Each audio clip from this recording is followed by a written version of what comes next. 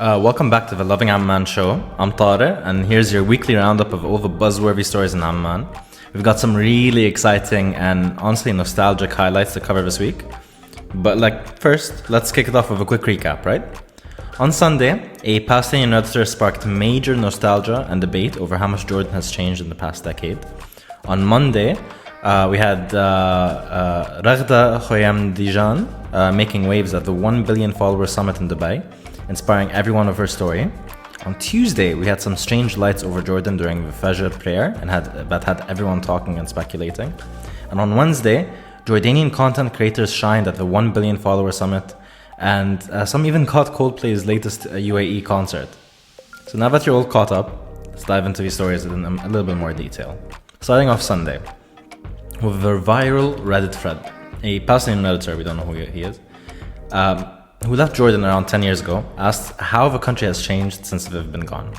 The comments were like a mixed bag, some heartfelt, nostalgic and hilarious insights. But guess what sparked the kind of biggest debate? Shawarma. Yeah, that's right, shawarma. Among all the things, new roads, malls, rising prices, a lot of things that people could be talking about, people couldn't agree on whether shawarma has gotten better or worse. Some users argued it's taken a nosedive in quality, while others kind of defended their go-to spots. It's funny how food can bring out these such strong emotions. But beyond the shawarma war, people also reminisced about Amman's charm and how, despite all the changes, it still remains a city that holds so many special memories, right? But the shawarma war, a lot of people were saying that they've been eating shawarma with tortilla bread, which is making everyone go crazy.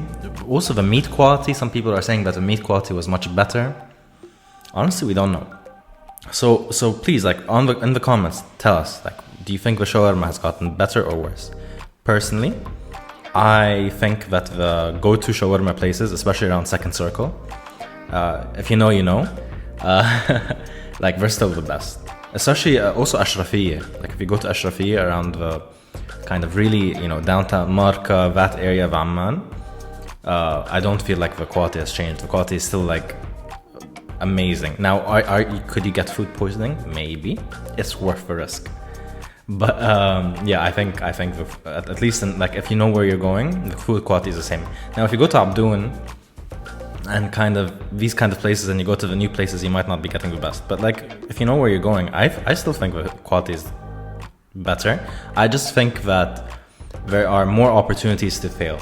Basically, there are more restaurants open now in general. So if you don't know where you're going and you go to a random restaurant, you are going to be screwed basically, because you don't know where you're going, and you could just be going to a really bad restaurant. But let's move on to Monday. We had Jordanian internet personality Raghda Khoyam-Dijan, or you probably know her better with Life by Raghda. It's an amazing YouTube channel, millions of followers. She's big deal. She represented Jordan again, not only on YouTube but in IRL with pride at the 1 billion follower summit in Dubai. She made an inspiring talk detailing her social media journey and the motivations behind her success. She talked about how she had so many ideas, constant ideas, and so many different types of ideas. It wasn't just about one specific thing. It was just constant, different fields, different stuff. And so she felt that YouTube would be the perfect place to kind of really go for these kind of creative pieces. But it's always incredible to see Jordanians making their mark on the global stage. Raghda's story is a testament to hard work, creativity, and the powers of ADHD, as she herself kind of put it, right? At the same time, she's staying true to her roots. So honestly, she's setting an example for aspiring creators in Jordan. So hats off to her for putting Jordan in the spotlight in such a positive way. Moving on to Tuesday, we had a strange light over Jordan. Specifically, you would have seen this if you woke up during the Fajr prayer. It has everyone buzzing. It had everyone buzzing on Tuesday. It was a strange light. It appeared over Jordan. People in the north saw it. People in Amman saw it. So it was all across Jordan. Some took it as an omen. Some took it as a sign from God. Others joked about it, out of something out of a sci-fi movie. There was plenty of theories flying around. Was it a meteor, a drone? A lot of people said it was a reflection of the moon on the clouds. So we have a lot of theories kind of bouncing around, but we still don't know why it happened, and no one has given really a good answer. What we do know is that, like moments like these remind us like how good the Jordanian people are at joking, because there was like honest to God hilarious takes on it. Some people were saying like, this is a sign of what? A sign that we need to have tomorrow off. Like stuff like that, like actually hilarious jokes. So keep these theories coming. We love it. Please never stop what you're doing. Sha'b al-Urdun, you're amazing. We love you here. On Wednesday though, Jordanian content creators really shined at the 1 billion follower summit. Now on Monday, a couple of content creators went there, but like on Wednesday, the whole town came into Dubai.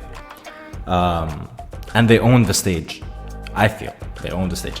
We had huge names, like big names, like Dolly Deep, Saad Shammout, Abdullah Tahan, sharing their stories and engaging with fans. We had hilarious anecdotes like Saad leaking his co-host Lama's number when he was making a screen recording of his phone, and his entire his phone number list got leaked.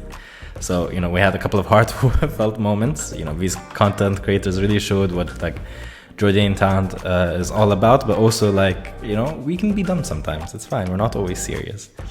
Also, we can't forget, honest to God, we cannot forget about the Coldplay concert. That was huge. Many creators, including, Dolly Deeb, Vidolzer, but also Tali Siraj, you might know her as Amman Street Fashion. They stayed in Dubai to catch the band's final UAE show. We have to give credit artistically. We're picking now, a lot of content creators went where, but we're picking these two out. Vidolzer and Amman Street Fashion, so Dolly Deeb and Tala Siraj, because the angles they got in the concert, they have an art. We have to give them credit. They have an artistic eye, because they got the most amazing videos and photos, really showing off just how cool the Coldplay concert was. So it's amazing it's amazing to see these creators not only representing the country but also enjoying these incredible experiences together, and documenting it so well. So yeah, that's it for this week's highlights. Thank you for tuning into the Loving Amman show. Tomorrow we're going to be updating our list about the things you need to do this weekend. So until then, definitely check it out on our website. But until then, stay safe, stay warm, and have an amazing week ahead. Thank you for tuning into the Loving Amman podcast as part of the Augustus Media Podcast Network. Please hit that subscribe button wherever you get your podcasts from.